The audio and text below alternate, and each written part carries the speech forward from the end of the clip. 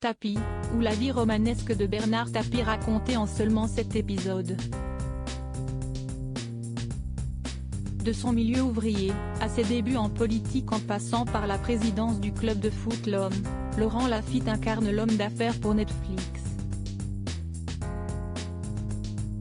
À l'occasion de la sortie de la série ce mercredi 13 septembre, l'acteur se livre dans les colonnes de Nice Matin. Un entretien croisé avec le réalisateur du programme Tristan Seguela au cours duquel le cinéaste confie « Dominique Tapie va voir la série, si est en bonne voie ».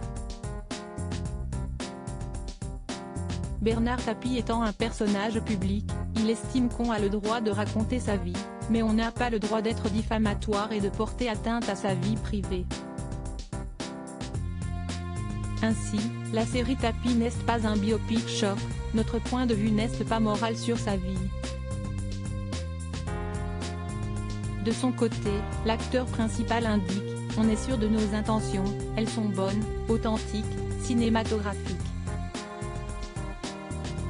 Pour autant, il dit pouvoir comprendre les craintes des proches de Bernard Tapie, mais moins la manière dont il l'exprime.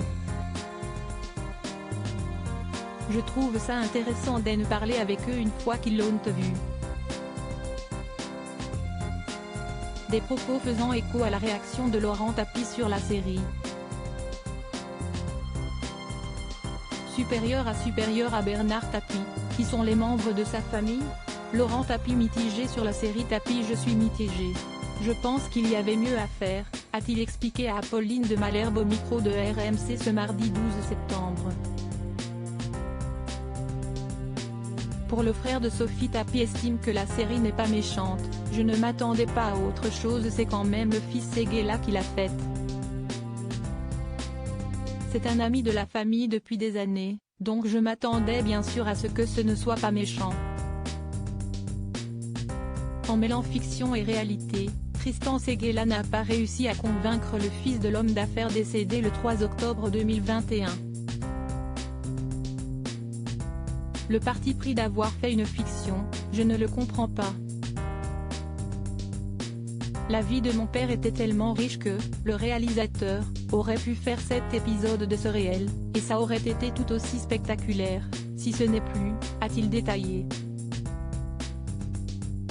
Avant de soumettre quelques idées, il aurait par exemple pu faire un épisode sur comment mon père a pris les châteaux de Bokassa, un événement beaucoup plus fort.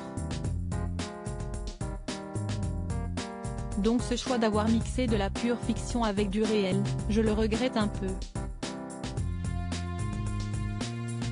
Crédit photo, Dominique Jacovide.